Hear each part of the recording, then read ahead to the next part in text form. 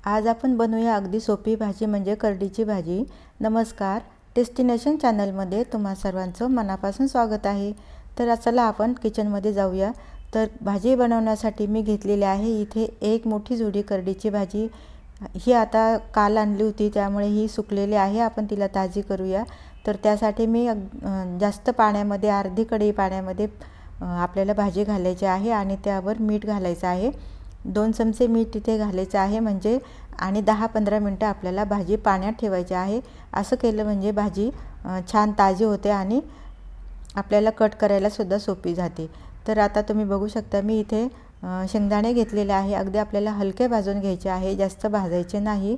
आता हे थंड झाल्यानंतर आपण याला मिक्सरला बारीक पेस्ट करून घेऊया।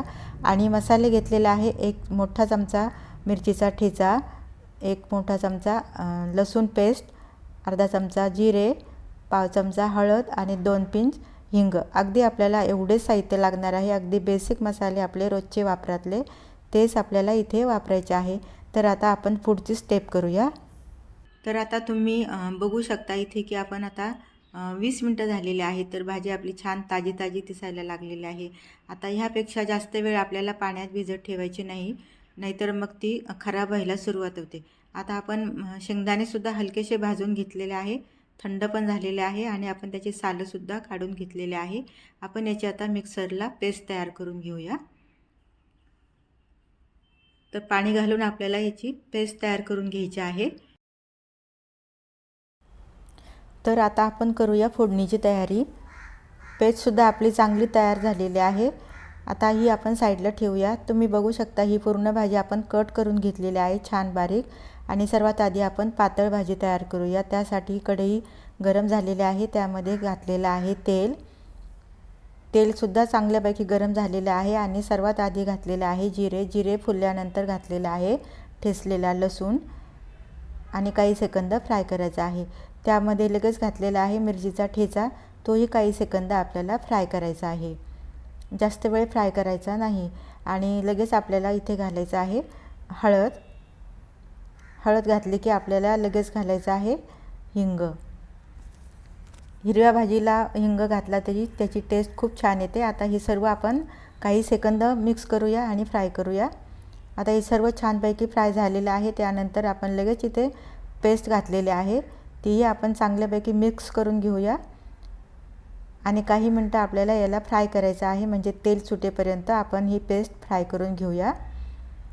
आता तुम्ही बघू शकता ही थोडं थोडं तेल सोडायला लागलेले आहे, म्हणजे आता फ्राय व्हायला लागलेले आहे।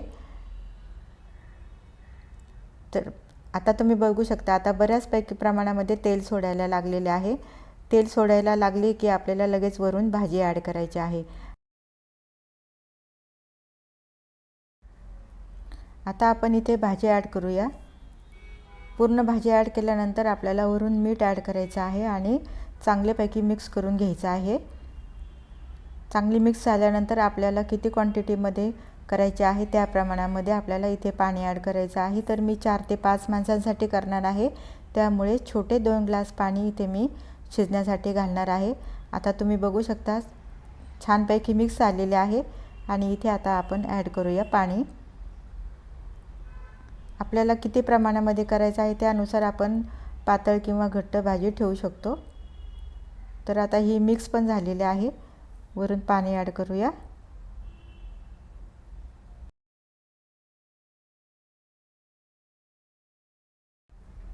तर आता तुम्ही बघू शकता आपण इथे पाणी घालून आता इथे उकळत ठेवलेले आहे।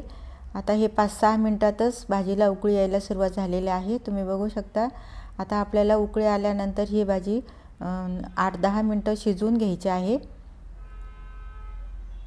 ह्या भाजीला शिजायला वेळ जास्त लागत नाही, अगदी लवकरात लवकर शिजते आणि जास्त जाड दांड्या असल्या त्यासुद्धा आपण इथे घ्यायच्या नाही। तर आता मी ही कोळी भाजी घेतलेली आहे।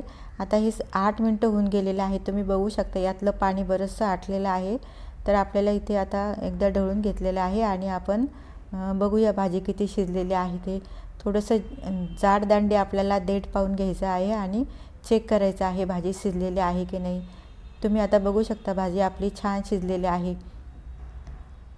आता आपण गॅस थोडासा कमी करूया, कमी गॅसवर ठेवूया आणि एकीकडे आणि दुसरीकडे आपण हिला वरून चांगली गरमागरम फोडणी करूया, म्हणजे खायला आणखी चमचमीत आणि छान टेस्टी लागेल. आता फोडणीसाठी इथे मी घेतलेलं आहे 2 चमचे तेल, आणि तेल गरम झाल्यानंतर लगेच आपल्याला तिथे घालायचं आहे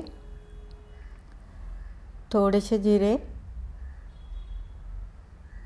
आणि थोडासा लसूण घालायचा आहे. अगदी अर्धा चमचा लसूण ठेचलेला घालायचा आहे. आणि त्यानंतर आपल्याला घालायचे आहे 2-3 सुक्या लाल मिरच्या, थोडासा हिंगसुद्धा घालायचा आहे आवडीनुसार.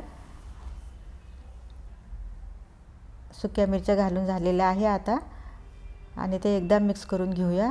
आणि ही गरमागरम फोडणी आपल्याला भाजीवर घालायची आहे. आता गॅस बंद केलेला आहे आणि ही फोडणी आपण ह्या भाजीवर घातलेली आहे. तुम्ही बघू शकता मस्त ही आपली अगदी लो गॅसवर भाजी चांगली उकळत आहे. तर मैत्रिणींनो, तुम्ही बघू शकता ही अशी आपली शेंगदाणे लावून पातळ करडीची भाजी अगदी झटपट तयार झालेली आहे, अगदी कमी साहित्यामध्ये. आता आपण सुकी भाजी बघूया, म्हणजे डब्यातसुद्धा आपण ती नेऊ शकतो. तर त्यासाठी अगदी कमी साहित्य लागणार आहे, कमीच मसाले लागणार आहेत. तर 1 चमचा मिरचीचा ठेचा घेतलेला आहे, 1 चमचा लसूण ठेचा घेतलेला आहे, अर्धा चमचा जिरे आणि फक्त स्वादानुसार मीठ. तर सर्वात आधी कढई गरम झाल्यानंतर आपल्याला तेल घालायचं आहे. तेल चांगलं गरम झालं की नंतर आपल्याला फोडणी द्यायची आहे. तर आता हे आपलं तेलसुद्धा छान गरम झालेलं आहे. एक जिरा मी टाकून बघितलेला आहे. तर आता आपण जिरे घातलेले आहे, छानपैकी फुललेले आहेत. आणि आपल्याला वरून घालायचं आहे लसूण. लसूण घातला की आपल्याला काही सेकंद फ्राय करून घ्यायचा आहे, अगदी त्याचा कच्चा स्मेल जाईल इथपर्यंत आपल्याला फ्राय करायचं आहे. आता लसूणसुद्धा फ्राय झालेला आहे. वरून लगेच घातलेला आहे मिरचीचा ठेचा, तोही काही सेकंद आपल्याला फ्राय करून घ्यायचा आहे. आणि आपल्याला लगेच मग कट करून घेतलेली भाजी घालायची आहे. भाजीसुद्धा आपण इथे ॲड करून घेतलेली आहे. आता आपल्याला इथे घालायचं आहे स्वादानुसार मीठ. मीठ घातल्यानंतर आपण त्याला चांगल्यापैकी मिक्स करून घेऊया. ह्या भाजीला आपल्याला वरून दाण्याचा कूट घालायचा आहे, अगदी थोडासा, तोही 2 ते 3 चमचे, जास्त घालायचं नाही. आता हे आपण चांगल्यापैकी मिक्स करून घेऊया. आणि याला मीठ घातल्यानंतर आपोआप थोडंसं पाणी सुटतं, त्यामुळे आपल्याला इथे पाणी ॲड करायची गरज नाही. तर आता तुम्ही बघू शकता भाजीला पाणी सुटलेलं आहे मीठ घातल्यानंतर. आता एवढ्या पाण्यातच आपल्याला ही भाजी शिजवून घ्यायची आहे. आणि ही भाजी शिजायला वेळ पण जास्त लागत नाही, अगदी 5-7 मिनटामध्ये ही भाजी तयार होते. तर आता हे पूर्ण पाणी आटलं की समजायचं ही भाजी आपली रेडी झालेली आहे. आता हे पाणीसुद्धा आपल्याला 5-6 मिनटामध्ये आटलेलं आहे. आपण भाजी चेक करूया शिजलेली आहे की नाही. तर आता आपण एक छोटासा भाजीचा देठ घेऊन त्याला आपण चेक करायचं आहे शिजलेले आहे की नाही ते बघण्यासाठी. तर आपण आता तुम्ही बघू शकता ही भाजी आपली छान शिजलेली आहे, म्हणजे आपली भाजी रेडी झालेली आहे.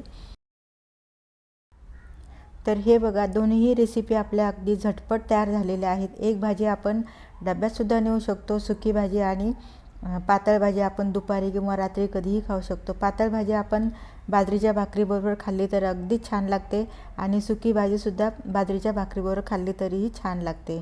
तर अशा ह्या दोन्ही रेसिपी आपल्या अगदी झटपट तयार झालेल्या आहेत. मैत्रिणींनो, व्हिडिओ आवडला असेल तर लाईक, शेअर करा, सबस्क्राईब करा आणि बेल नोटिफिकेशनला क्लिक करा, म्हणजे तुम्हाला नवीन व्हिडिओ आला की लगेच नोटिफिकेशन मिळेल. तर भेटूया अशीच एखादी छानशी रेसिपी घेऊन नवीन व्हिडिओमध्ये. तोपर्यंत मस्त मस्त खा आणि स्वस्थ राहा.